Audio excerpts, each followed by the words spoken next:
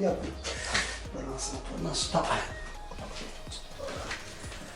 とね、中には、はい、こういうところをどうするのって今思われてる方いると思いますが、はいはい、これは徐々に下へ根が動いていったら上から少しずつかき取ってあげれば根が下へ行っていれば大丈夫ですから。これ暫定的に今残してますからね、はい、で前回も取れなかったんです。やっぱり取らなくてよかったんですね。寒いところで育っちゃってますから、根の動きが悪かったということで、だからこれがもしこの里でやるんでしたらね、これからね、秋までの間にこれを崩して落としてあげることで随分この部分が取れますから。でもここは木質部なんですよ。これ根っこなんですよ。ここは取れないんですよ。こっちは取れますけどね、はい、まあその辺も確認しながらやるってことでね、一度に取っちゃうってことは危険ですから、そういう意味ではね、根がしっかり下へ回った時には取っても大丈夫ですけどね、この時点では取らないというふうに考えた方がいいと思いますね。ね、こういうちょっと跳ねたところはね、こうやって取ってあげればね、はい、大丈夫ですから。それでまあ今ハサミ使ってるからお話ししたいんですが、はい、愛好家の人の根を切る時のハサミの話を聞きますと、はい、大体の方がもう使い古した傷んだハサミで根を切るっていう方が多いんです。これは間違いです。はい、大事な根を切る時に刃がギザギザしたり研いでないような刃の根をもので根を切りますと、根がきれいに切れないことで根の2回目の根を出してくることが遅れますから、必ず切れ味のいいハサミを使うということが基本です。だから使い古したハサミで根を切ることはやめていただきたいと思います。皆さんそれね、勘違いしてらっしゃるんですね。だって石切るでしょ、土切るでしょ、だから古いの使うって。逆なんですよね。一番大事なところを切ってますからね。やはり魚やなんか切る時もそうですよね。刺身切る時、またトマト切る時にスパッと切った方が綺麗ですし、切れ味もいいってことはやはり大事なんですよね。だから盆栽の場合も同じですから、そこはちょっとこれから気をつけてやっていただければと思いますがね。だからこういうハサミもそうですね、1ヶ月に2、3回研ぎますからね、植え替えしてる最中にね、研がないでずっとやってるわけにいかないですから、研いで切れ味を良くして使うということですからね。さあ、これで植え替えは終わりました。改めて、お尋ねしたいんですけど、はい、まずおさらいとして、まあ、土のことでもう少し、はい、西川さんのこの木の場合の環境の中での土の、まあ、配合というか、はい、まあ映像でもご覧になっていただけますけど、ちょっともう一回説明していただければ、どのような土の配分で、はい、っていうことでお願いします。今盆栽界または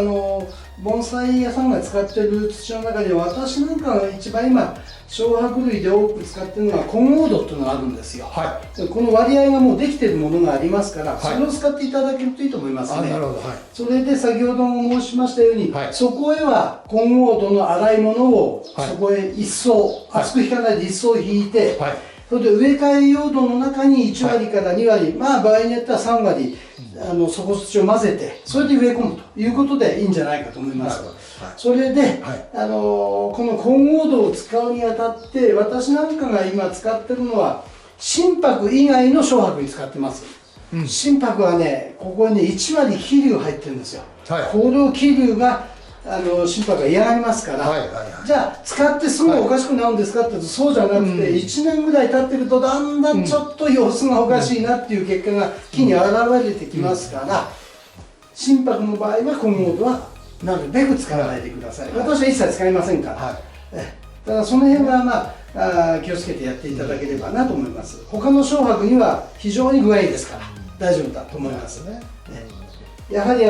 水はけがいい状態を作らないと木の出来が良くないですからね、一番大事なことですから。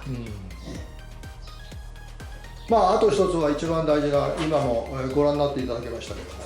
ども、まあ根を切るとですね、エゾマツというのは一口に弱くなるんだよというですね、はい、よく私も聞いたことがあるんですが、西川さん長年この木に携わっておられますけども、まあその辺のちょっと根についてもうちょっと入ったところをお聞かせ願えたら。そうですね、私も昔から聞いてます、エゾマツは根を切ると極端な人は枯れますよっていう方もいました、まあ枯れなくも弱るよとかいろんなことは聞いてきました、しかしね、私やってみてやはり先ほどもお話ししたように、木の状態を見て根を扱っていくしかないんですよ、これが根がぎっちりもうまんべんなく回ってるんでしたら、やはり土をかき落として根を切って植え替えることが可能です、でも今回のように今日見ていただいたように根があんまり動いてないですよね、これを植え替えだからって根を切っちゃうと本当にガーンと基線が落ちますから、そうすると枝を落として木は生きようとしますから、だからそれは気をつけて、どんな木でも抜いた状態で根の判断をして、それで根を扱っていく、または切っていくってことですね、で特にエゾマツはその辺がちょっとね、分かりにくいというか、どうもそういう話を聞いてきちゃってるから、やはりもう扱わない、やらないっていう方結構いるみたいなんですが、そうじゃなくて、扱い方を間違えなければ大丈夫ですから。だからその辺だと思うんですよね、やはり経験をすれば、そういうことも理解できるようになると思います。だから大きな鉢から小さな鉢、深い鉢から浅い鉢入れたって枯れません。でもそれはやっぱりどこまでいっても根の状態を見て処理してるってことなんですよ。だからそこだけをきちっと頭に入れていただければいいんじゃないかと思いますね。あと、今こう映像で上の方をちょっと画面で、見ておりますけども、目摘みと、まあちょっと先行った話をちょっとしていただけると、この状況下の中で今後のことでちょっと目摘みの方でお聞かせ願いたい。これはまだとても目摘みなんてとこ行きませんよ。で私なんかがやってるのは、エゾマツの場合は2通りありまして、新芽がこれが出てきて、まだ開かないこういう玉の状態でそっくり取ってしまうやり方と、葉になって伸びてきたものを3分の1残して切る場合と両方あるんですよ、それは木に応じてまたは場所に応じてやってますから、一概にそのやり方でやるっていうことはないです、場所と木の状態、ここは伸ばしたい、ここは追い込みたい、いろんなことがあって、その含みを持ってやるってことは大事だと思います。それとこの木の場合はこれできれば本当はやりたいんですけどね、例えばもうこうなってまして、ここもうこの先端にしか葉芽がないんですね、これね、新しい新芽が。でここ何もないんですよ。でもこの時期でしたらここでフルッパのところで切ることによって芽を持たせることができるんです、この時期なんだ。それは西川さん、目比べ切っちゃっていいですか？そうです。葉が残ってれば。葉が残って出ます。だからこれは私ももう長い間に経験してやってます。ただ皆さんこれはきっと怖いなと思ってやらないと思います。そうじゃなかったら、大きさが維持できません。関数伸びますから。そうするとなんか手繰ったりとかなんとかかんとかやってなんかいいじゃないっていうような方法を言ってしまうんで、それでは困ってしまうんで、やはりこれはね今年ねちょっと伸びているところがありますんで、ちょっとね追い込んでいきたいなとは思ってます。ただ追い込んだ状態で持ち主に返すわけにはいきません。やはり寒すぎて芽吹かなくなっちゃいます。だからこれをもしやるんでしたらもうこの長野の私どもが預かって芽を吹かして、それでお返しするという形になっていくかなと思います。まだ間延びってとこまで行ってないんですよ。行ってないからそこまでする必要ないってはないんですけどもね、でも部分的にねやはりそういう部分がありますから、その辺をこう見てコントロールしていってあげるってことじゃないですか。だから胴目は吹いてはいるんですよね、こうやってね、いっぱいね、こんなところもね、これ吹いてるんですよ、こうやってね、葉のないとこから後から吹いてるんですけども、やはりこれをもっと里でやることで促進させてあげる、もっと吹かしてあげる、いろんなことが可能ですから、そのためにはやはりちょっと強い追い込みっていうのが必要です。これはもう目摘みだけでは胴目は吹きません。それとエゾマツが一番顕著に現れますかね。古葉で葉っぱを覆ってますと、切っても奥へは吹きません。透かしてあげて日が当たるようになると切ることによって奥から芽吹くんです。こんもりした状態でここいくら別にしてもここいくら切っても OK は吹きませんよ。ということは要するに風通しと日当たりってことですか？そうです。光合成を働かせないとダメなんです。だから芽が吹かない。吹かない。だからこういうふうに日が当たるところは、はい、こういうところで新しいこれ芽吹いてるんですこれ。ちゃんと。じゃあここが吹くのったらこの辺は吹きません。やはり日陰になっちゃってますから。要するに、混んでるってことでね。そうです。だからここで吹かせる必要がなければそんなことやる必要ないんですが、もしあるんでしたら、はい、少し枝葉を透かして日が当たるようにして強い追い込みをする。そうすると入ってきますから、必ず入りますから。だからこれもね、私経験上で言っていますけれども、はい、経験のない方は、まあやってみるしかないんじゃないですか。私は経験したから今話をしてるんで、そうじゃなかったら言えませんから。非常に吹きやすいですから、エゾマツも。切れば必ず来ますからね。ただ、やった後の条件は必ず日向に出してください。日陰向いちゃったら吹けませんからね。で、じゃあ、これから暑くなってきたらどうするんですかということもあるでしょう。そうしたらもう寒冷車をやって、そこで置いとくと。直射日光に当てて日が強くて焼ける場合ありますから、それをもし危ないなと思われる方は寒冷車をやっておくことでいいんじゃないですか。寒冷車をやってもその下で芽吹きますから、完全日陰入れちゃったらもうダメですからね。だからその辺も、まあ、ちょっと考えて気をつけてやっていただければいいと思いますよ。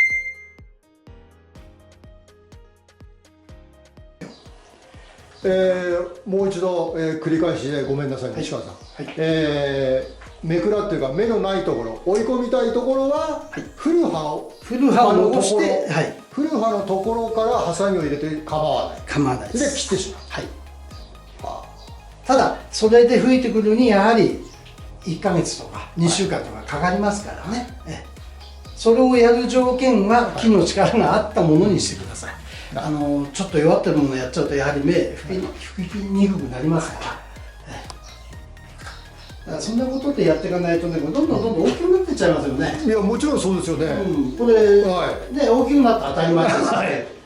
それを切れない、そんなことやったら、芽吹かなかったらどうすんのって言ってたら、維持できませんよね。やはりだからそこを経験のもとに話を今してるわけですよね。まあ、あんまり怖がる必要はないと思うんですが、どうも皆さんエゾマツは嫌がるんですよね、そういうところもね。いくらでも吹きますよ。ですからそれをそういうふうにおっしゃられるってことは普段の管理をなさってるからこういうことができるよっていうちょっと厳しめな言葉なんですけども、やっぱ時間年月そういったところをなんていうんですか、維持管理っていうのは大事なところなんでしょうね。そうですね。まあやって経験してもらうしかないんですね。これはね、言葉をいくらいろんなこと言ってもやらないとね結果出ませんから。でもそんな危険を冒してまでやりたくないよという気持ちがあるんでしたらやらない方がいいと思いますよね。だから私どもはお客さんの木を預かってやるものもあります。それで面を吹いた時点でお返しします。そうじゃないと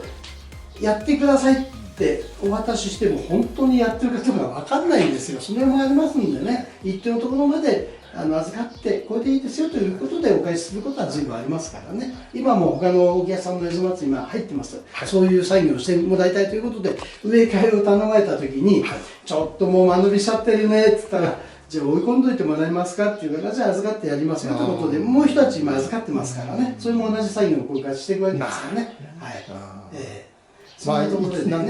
非常にいい話を聞かせていただきました。で、まだもう一つ、この後は心がけるところ、植え替え後の管理のところとか、ポイント、こういうことを気をつけなさいよみたいなものがありましたらちょっとお言葉いただければなと思いますが。そうですね。植え替えた後ですからね、肥料はねやっぱり1ヶ月ぐらい経ってからということ。それとやはり基本的にはまだ30度を越せば別ですけれども、そうじゃない25、6度また30度近くまでの間でしたら日向に置いといて結構です。それで今日は30度だ33度になるよなんていう時にはもうやはり寒冷車の下に置いてあげるってことが必要になるかと思いますね。であとはね、やはり葉水が好きですから、根元もいいんですけど、葉水をやることで先ほどお話したように切り込んだ木は胴目吹きやすくなりますから、やはり葉水をくれないと胴目吹きにくくなります。それとやはり追い込む時にはやはり枝葉を透かしてあげるということで追い込まないと芽は吹きにくくなりますから、その辺だけは気をつけてください。賑やかなところをね、いくら切っても周りこんもりしててここでいくら切ったって胴目絶対吹きませんからね。そんなこともあると思いますので、まあ枝葉のねことはねよく言うんですが、1年か2年経ったらいくらでも増えますから、減りはしないですから。減らすところが難しい。だから前にもね、よく言う引き算なんですよ。どこでどう引けばいいかがわからないと、ただ引きましたって引いたってこれも困るんで、だから引き算が大事なんですが、引き間違えないようにということなんですよね。お客さんも引き算なんて言葉初めて聞いたよなんてことをおっしゃってきた方もいらっしゃいましたけどね、やはりね、引き算なんでしょうね。足すということは、このまんま2年3年ほっといたら足してどんどん大きくなって賑やかになります。さあそうなった時にどこで引くかなんですね。この引き算が問題なんですよ。足し算は誰でもできます。引く時に間違えたら木が壊れる、こういうことなんでしょうね。だからね、やっぱり透かせる時には透かせる、賑やかにする時には賑やかにする、その繰り返しで盆栽の姿を維持していくのが基本ですから、それができないとどうしても賑やかになりっぱなしにして懐枝がなくなって気が付いた時にはみんな枝の間延び先になっちゃってますよね。これをしないためにやはり引き算をするしかないんじゃないですか、ね。そんなところだと思いますね、基本的なところはね。なんかまだもう一つ、お聞きしたいんですけども、30年も、現在まで、時間をかけて、丁寧に、手を入れてここまでにしております。だいぶ変わった姿になってると思います。過去に見ると、ちょっとその辺、ちょっと過去はどんなこれは感じだったんですか。ちょっとその辺お願いします。過去は、今映ってるところ、ここが正面だったんです。やはり巻模様とか丸みきがいいなということでね、作り込んで、その時はその時の姿で写真にもございますが、形はすごく良かったです。ここが正面。そうです。今見てるところが正面。昔の30年前。そうですね。ということは西川さん、この30年前は今正面映ってるんですけども、これ陣ですか、皮、ね、これは生きてる、これは確か生きてた枝です。でもこれを木の裏表を変えることによって必要なくなったんですね。ということわけですよ。今現在はこちらが正面です。こちらが正面、なんでこちらっつったら、やはりこの厳しさを見たかったんですね。山の厳しさ、こちらで見ると丸みきね、これ悪くないんですよ。でもね、やはり厳しさを求めて楽しんでみたいなっていうとこっちに来ちゃうんですよね。でこちらで見て、針金掛けとかいろいろこう木作りをした中で、それはいつ頃なさったんですか。こちらを前にした。これだから前回ですから3年前ですね。3年前に裏表変えた時点で枝を取って針金を引いたんですよね。だから今日ね、これから植え替えはしましたけれども、枝のね配置の関係ありますんで、また後ほどやってみたいと思いますんで、このままではね、ただ植え替えてバサバサしてますからやはりこれをちょっと枝を整えることで品が良くなってきますから、それをまた見ていただければと思います。後ほどやってみたいと思いますからね。ここに30年前の写真を私見てるんですけども、この剪定のそのなんかこうポイントっていうか、なんか常日頃の西川さんのその心がけてこうハサミを入れるなんかありませんかね。こう簡単に、ごめんなさいね、変な質問で。簡単が一番難しいですよね。やっぱりこんだけ、先ほどの話と一緒になってしまうんですけど、結果的になんかこう時期的なものは、この剪定の蝦夷松の剪定のいい時期というのは、やはりこれからでしょうね。これからなんですか。剪定5月から6月半ばぐらいまでがギリギリですかね。今がこれからこれはちょっと遅いですからいいんです。今うちにあるものはもう進んでますから、追い込みかけるものはどんどんこれからかけていきますけれども、これなんかもう少し経ってからでもいいんですけど、この状態でしたら今やってあげれば吹いてしまいますからいいと思います。だから基本的にはは経験上やはり5月で入ってから6月半ばぐらいまでじゃないですかね。はい、そういう時期に剪定を行って追い込むということですね。追い込むということはその時期が適してますよ。はい、そうです。やはりこれね、他の盆栽にも言えることですね。樹種が違ってもやはり、5月6月、またはまあ7月頃にやるものもありますけどね、まだ1位とか映像松なんかは今頃が一番適してるんじゃないですか。まあその時に目摘みをしたり、まあもちろん剪定なりということがその時期に行うという。そうですね、同時にできますから、随分この時期だからこそやってみたい、またやらなくちゃいけないって、そういうことがあると思うんですよね。西川さん、この今のこの正面、こちら今、映されてますけども、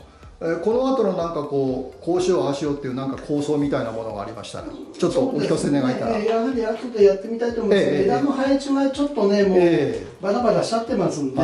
いらないところは取って配置をし直して、もっとすっきりさせてということを考えてますんで。またこれで剪定を行っちゃうんですか？そうですね、いらない枝を取って、針金をちょっと軽く引いて、姿を整えると。針金かけられますから。はい。ってことは、うちの人は締めるちゃってますけど、これまだ状態的には耐えれる、時期的には耐えれる状態ですから、1ヶ月近く遅れてますから、これは。そんな関係でね、これからできるんですよね。じゃあこの後ちょっと一度ね、そうですね。また後でまた休憩までやりたいと思います。ちょっと一旦失礼いたします。ありがとうございました。よろしくお願いします。はい、失礼いたします。